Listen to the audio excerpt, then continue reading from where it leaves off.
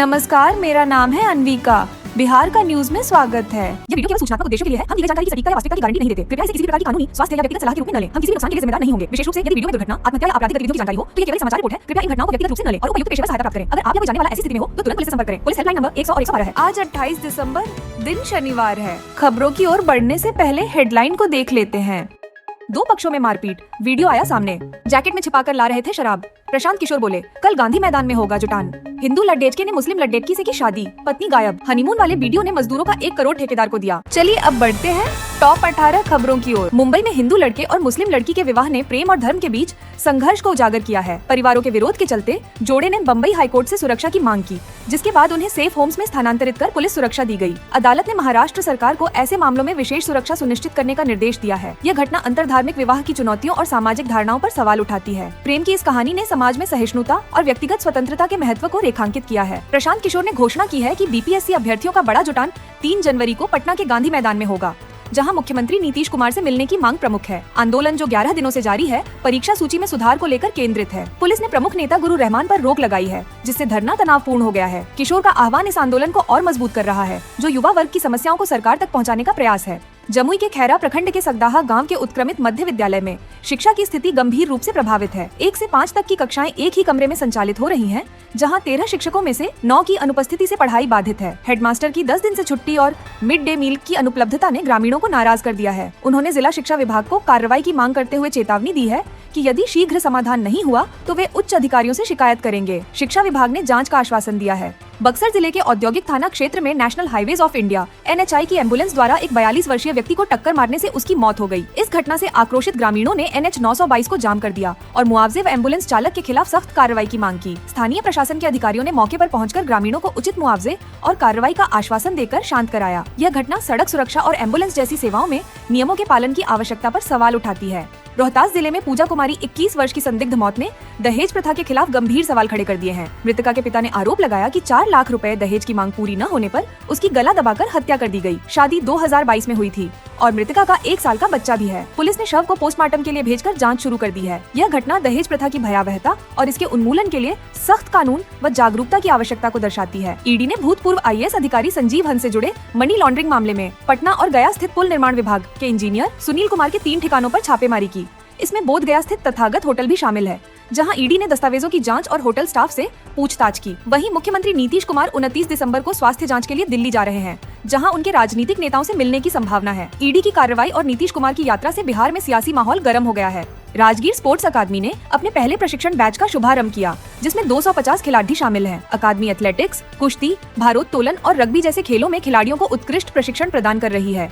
खास तौर पर रग्बी खिलाड़ियों को श्रीलंका के अनुभवी कोच से विशेष प्रशिक्षण दिया जा रहा है। आधुनिक सुविधाओं से युक्त इस अकादमी में छात्रावास, जिम और स्वास्थ्य केंद्र की व्यवस्था भी है। ये पहल न केवल बिहार के खिलाड़ियों को राष्ट्रीय अंतर्राष्ट्रीय स्तर पर प्रतिस्पर्धा के लिए तैयार करेगी, बल्कि राज्य में खेल संस्कृति को नई दिशा देगी।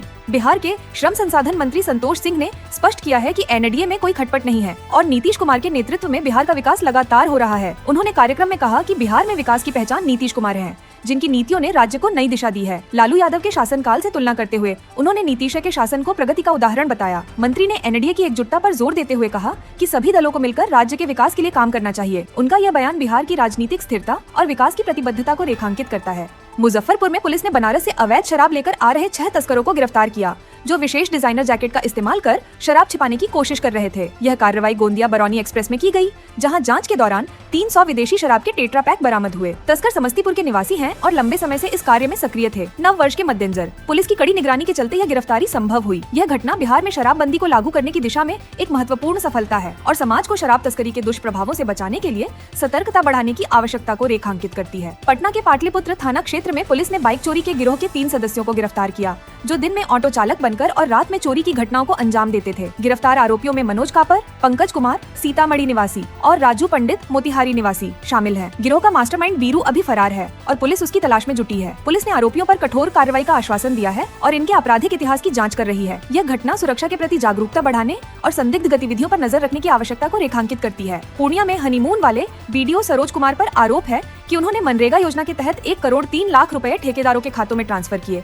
और मजदूरों का गबन किया। इसके अलावा उन्होंने इंदिरा आवास योजना के तहत मुखियाओं से 40 लाख रुपए वसूले और इसे अपनी शादी की रिसेप्शन पार्टी में खर्च किया। जांच में पाया गया कि उन्होंने कई योजनाओं के लिए एडवांस भुगतान नियमों के खिलाफ किया। इस मामले ने सरकारी योजनाओं में भ्रष्टाचार की गंभीरता को उजागर किया है। अधिकारियों को सख्त कदम उठाने की आवश्यकता है। तेजस्वी यादव ने नीतीश कुमार की सरकार पर हमला करते हुए कहा कि बिहार में अब कोई सरकार नहीं रह गई है और मुख्यमंत्री निर्णय लेने में सक्षम नहीं रहे हैं। उन्होंने आरोप लगाया कि सरकार का कामकाज रिटायर्ड अधिकारियों और नेताओं द्वारा संचालित किया जा रहा है, जबकि नीतीश कुमार केवल एक प्रतीक बनकर रह गए हैं। तेजस्वी ने यह भी कहा कि मुख्यमंत्री छात्रों और मजदूरों की समस्याओं पर ध्यान नहीं दे रहे हैं। उनका बयान बिहार में राजनीतिक अस्थिरता को दर्शाता है, जहां असली निर्णय लेने की शक्ति कुछ और ही हाथों में है। BNMU भूपेंद्र नारायण मंडल विश्वविद्यालय ने PG पोस्ट ग्रेजुएट में ऑन स्पॉट नामांकन के लिए 28 से 30 दिसंबर तक आवेदन की प्रक्रिया की घोषणा की है। इस दौरान छात्रों को खाली सीटों पर नामांकन का अवसर मिलेगा। छात्रों को UMS पोर्टल के माध्यम से ऑनलाइन आवेदन करना होगा। कुल 653 सीटों पर नामांकन किया जाएगा, जिनमें विभिन्न विषय शामिल हैं। ये अवसर उन छात्रों के लिए है जो पहले चयन सूची में जगह नहीं बना सके थे। यह पहल छात्रों को उच्च शिक्षा में आगे बढ़ने का एक और मौका प्रदान करेगी।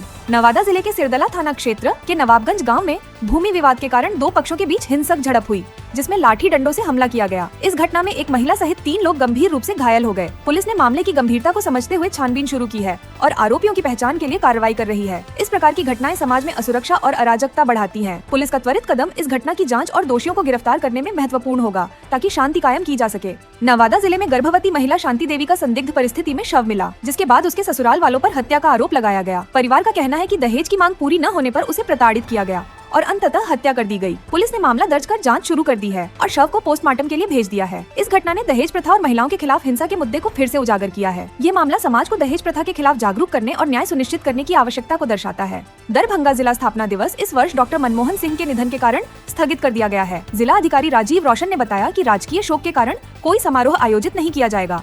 डॉक्टर मनमोहन सिंह का निधन 26 दिसंबर 2024 को हुआ, जिसके बाद सरकार ने 1 जनवरी 2025 तक 7 दिनों का राजकीय शोक घोषित किया है। पहले 31 दिसंबर और 1 जनवरी को होने वाला स्थापना दिवस समारोह अब नई तिथि पर आयोजित होगा। स्थानीय नेताओं और निवासियों ने उनके योगदान को याद करते हुए श्रद्धांजलि अर्पित की है। अब बिहार के डुमरा स्थित प्रधान डाकघर से विदेश यात्रा के इच्छुक लोग आसानी से वीजा के लिए आवेदन कर सकते हैं। नवंबर 2024 से शुरू हुई इस सेवा के तहत पासपोर्ट और वीजा के लिए आवश्यक दस्तावेजों की जांच और वेरिफिकेशन किया जा रहा है। वीजा आवेदन के लिए मान्य पासपोर्ट साइज फोटो, वीजा भुगतान रसीद और इंटरव्यू नियुक्ति पत्र जैसे दस्तावेज आवश्यक हैं। आवेदन की फीस 1,500 रुपए है, जो ऑनलाइन जमा की जाती है। इस पहल से स्थानीय निवासियों के लिए अंतर्राष्ट्रीय यात्रा की प्रक्रिया सरल और सुविधाजनक हो गई है। बिहार में शीतलहर के कारण मौसम बिगड़ने की संभावना को देखते हुए आपदा प्रबंधन विभाग ने एक महत्वपूर्ण अलर्ट जारी किया है। विभाग ने जनता से अपील की है कि वे बिना किसी जरूरी कारण के घर से बाहर न निकलें। खासकर छोटे बच्चों और वृद्ध लोगों को ठंड से बचाने के लिए घर में ही रहें। मौसम में गिरावट के कारण स्वास्थ्य समस्याओं से बचने के लिए उचित सावधानी बरतने की सलाह दी गई है। आपदा प्रबंधन विभाग ने नागरिकों के लिए हेल्पलाइन नंबर भी जारी किया है,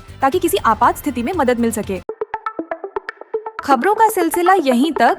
बिहार की तमाम खबरों की जानकारी के लिए हमारे चैनल को सब्सक्राइब कर लें, जिससे हमारे न्यूज की नोटिफिकेशन आपको पता चल जाए। और आपका ये न्यूज वीडियो अच्छी लगी तो जरूर लाइक कीजिएगा, जिससे हमें आत्मविश्वास की कमी ना हो। धन्यवाद। जय हिंद, जय भारत, जय बिहार।